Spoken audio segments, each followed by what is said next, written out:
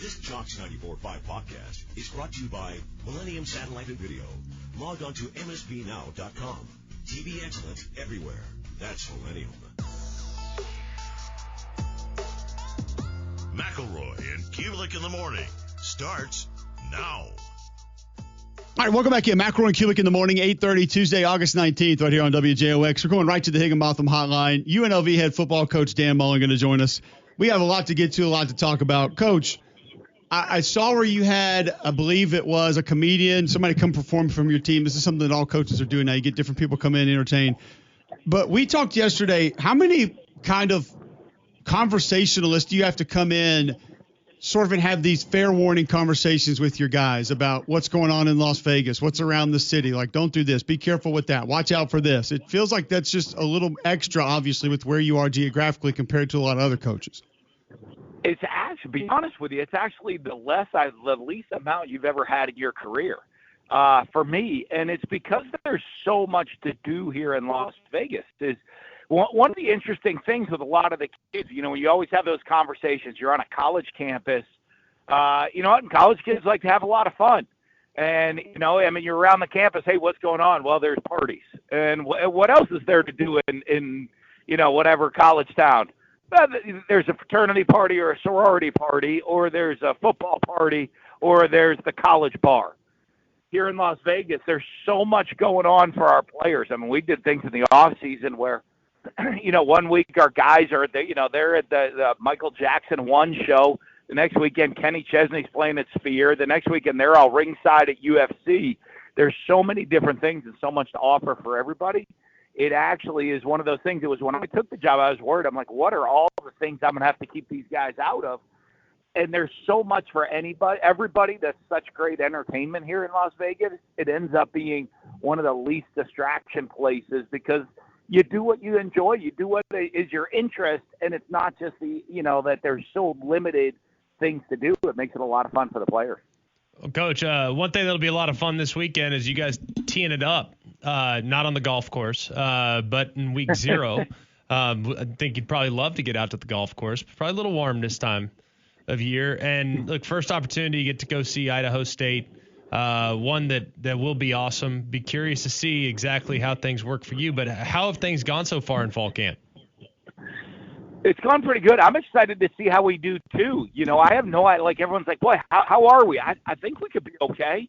But, you know, this time of year, all you've done is gone against each other. You know, when you add in the OTAs and all that stuff, you're pushing there like 50 times you've been out on the field going against each other. And, you know, so you're like, oh, we're running the ball really well. Or is our D-line not very good? Or, you know, like, oh, we're struggling throwing it. But our secondary's really good. Or we're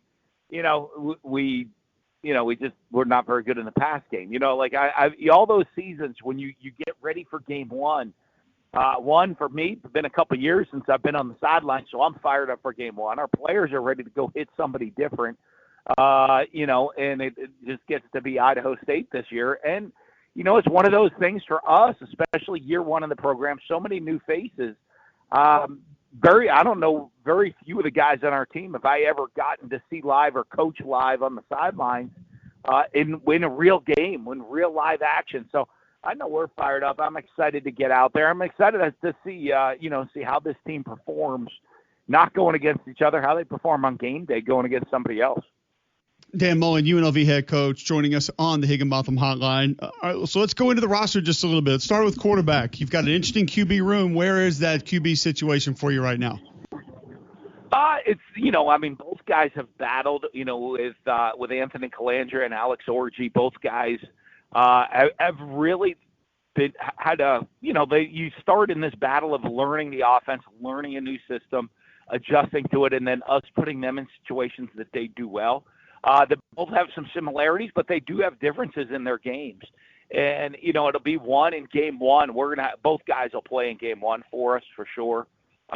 You know, and it's a long season. But I want to make sure on game day too. I want to see what I've seen in practice be answered on the field in a game and see how guys respond to that pressure and that adjustment right now. It's been one thing learning the offense all off season. Now it's this week is adjusting. How do they learn a game plan how this is our first time, all of us together, of putting a game plan together and seeing how they adapt, with the different checks that we're going to use in this game. But we're going to play both of them this Saturday and then see, kind of make decisions from there moving forward. Could it be a scenario where you go with a 2-quarterback system throughout the season? I know you've done that with success in the past. Best example being Chris Leak and Tebow back in 2006. But in a perfect world, do you have one, or are you perfectly comfortable knowing that the skill sets of Orji and Kalancher are so different, you could actually end up playing 2 all season? Yeah, I think as long as the quarterbacks have different skill sets, it certainly makes it easier if you're going to play both of them, right? Because you're kind of putting them in to do what they do well. It's trickier if they have the exact same skill set that you say, hey, I'm just going to, then you're kind of just rotating quarterbacks to rotate them. So the fact that they have a different skill set might offer us that opportunity to play both of them. But, one of the things, those guys are really close. In today's world, I mean, they both have played. They both started games in major conferences, with Alex at Michigan and Anthony at Virginia. So, they have experience. So we're gonna, in the end, I want to have them both ready to play for the season. I know if we have high expectations for the program this year and for this year's team, to do that, you have to have depth and you have to have guys ready to go play. I think they add depth to the quarterback room. But they're, like I said, because of their skill sets, you might see both of them all season long. How much does experience help you? And it always helps everybody. But if somebody were to turn you guys on week one, they're going to hear names that they've heard. JoJo Earl, we know him. Like Varkey's Gums, I tried to tell people when he transferred from North Texas to Arkansas, I was like, this kid can play football. Like, he's got a load of talent. Coy Moore's been around the SEC. Kevon Lee, people are going to remember his name, obviously, where he played in the Southeastern Conference. How far ahead of the curve did that put you as a first-year head coach? I think, one, I mean, it certainly helps with the entertainment value of things, and I think that's the transfer reporter world is people are tuning in saying, hey, I remember watching this guy, or I remember recruiting him. We have that. I have several guys that played for me when I was at Florida. We have the guys that we recruited. I mean, Kevon Lee had a huge year at Penn State a couple years ago. I know I recruited him, especially, down in the Southeast United States. We have a lot of former SEC players on our roster right now. So as people are tuning in and saying, hey, I remember that guy. I remember watching that guy. I think it certainly helps. I think it helps us.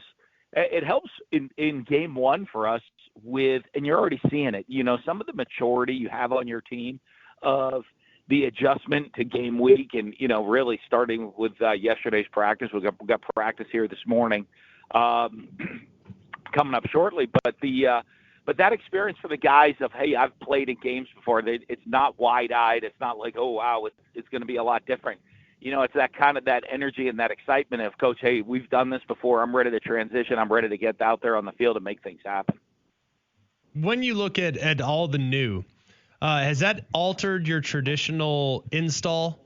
All the new players, I know it's going to be different anyways. You're a new coach. But have you had to maybe adjust how you install your offensive and defensive schemes because of how many guys that haven't played together? Has it changed your approach at all from a coaching standpoint? Yeah, just a little bit. You kind of go at the pace of the players, and then you try to talk as coaches and say, hey, all right, what do we have to control as coaches because I don't want to put it on these guys' shoulders or they're not ready to have all of it thrown onto their shoulders.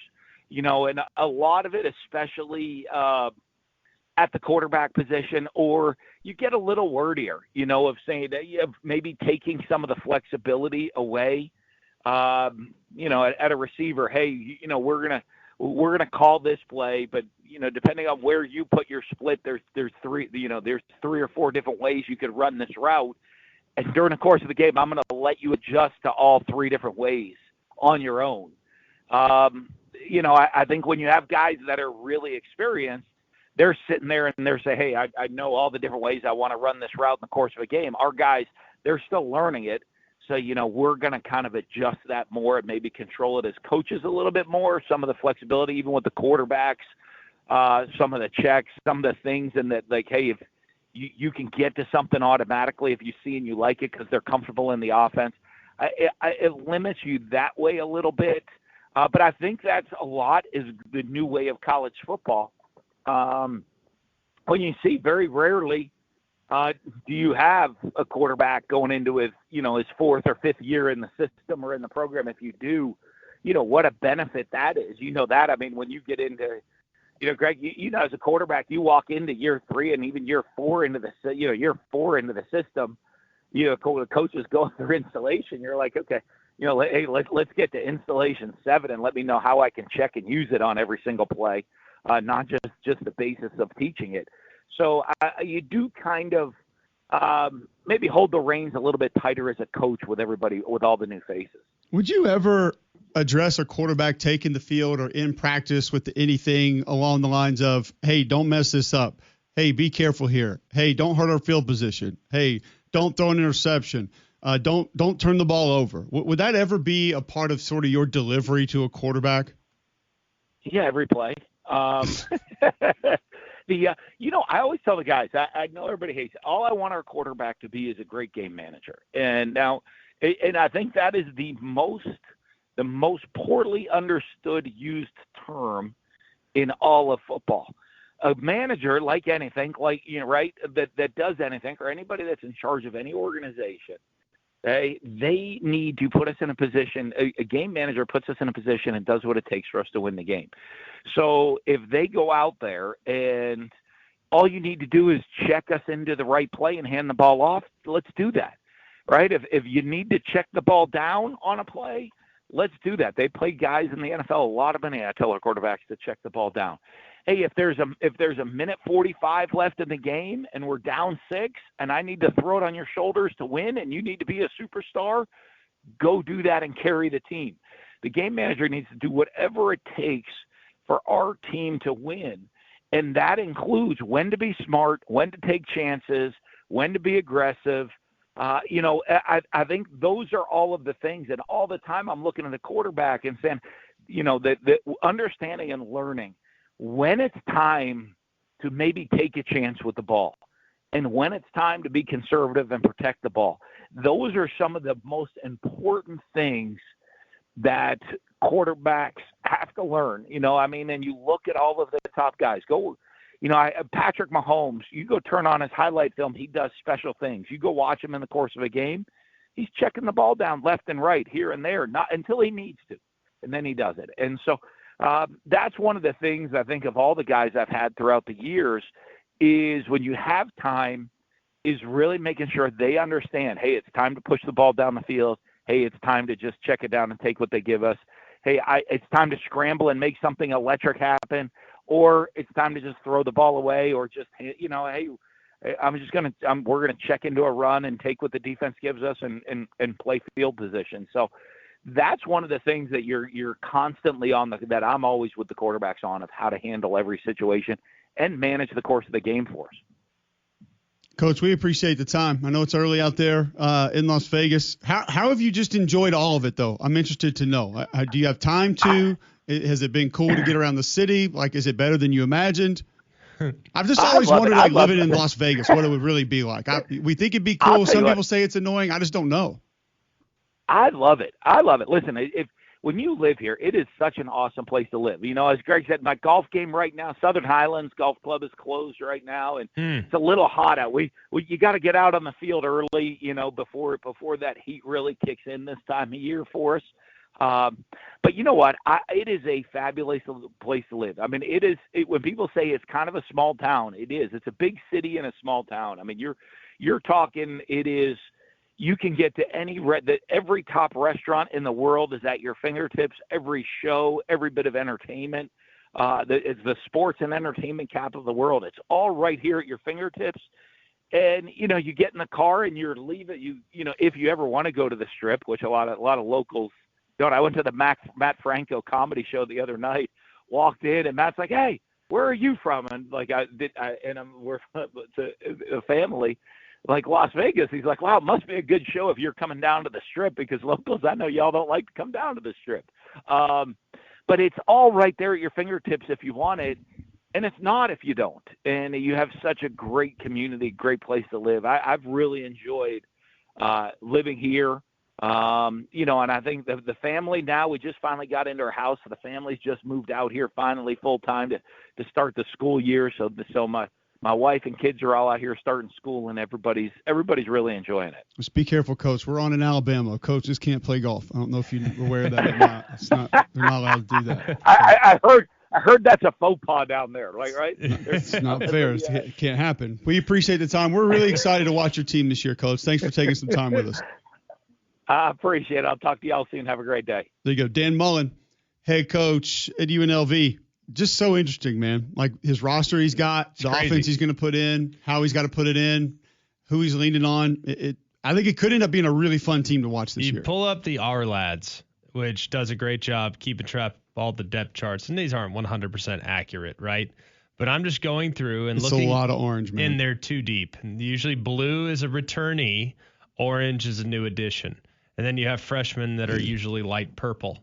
In there too deep offensively, you have a grand total of 7 guys that are the color blue out of 22. In the too deep. Correct. In the too deep. On defense, you have 7 guys that are blue with another 15 that are orange. So in their too deep, meaning their top 44 players, 30 of their top 44 are new additions by way of the portal. And that's not including the 3 deep, which has more orange players that are on the list as well. So it's crazy, and they could be pretty good because I like some of their personnel. Like they have guys that have played high-level football before. JoJo Earl being an example from Alabama. Alex Orji from Michigan. Anthony Calantria. Chief Borders from Pitt in Florida. Chief Borders have been around for a bit. I didn't know what NIL deals he's got out there. Varkey's Gums, who played at Arkansas. In North Texas. And exactly. Just a handful. Jake Pope, Bama, Georgia. Yep. Denver Harris, formerly of A&M and LSU, and UNL, and now UNLV, and prior to that, UTSA. So a handful of Columbia, guys. South Carolina locker room guy. Handful of guys that are definitely well traveled, but several of which are on school 3. But hey, if the stars align, I mean the talent is there. There's definitely talent. You just got to get on the same page. And if he can do that, then maybe it will look good. Maybe it will be one that we need to kind of pay attention to and see. I have 2 things that I need to get to as it pertains to college football. One is a visual that I need to know if you guys are okay with. Is it right or wrong? We'll discuss that. 2 is a money topic around college football that I do not think you will believe the amounts discussed, for what, and how they will or will not spend it. Next on Jocks. Go inside Jocks 94.5 on Jocks TV. Morning Jocks, Mac and Cube, and 3-Man Front video simulcasts are presented by Bill Smith Buick GMC and Game Day Men's Health. Watch on the Jocks mobile app and YouTube by searching Jocks 94.5 TV.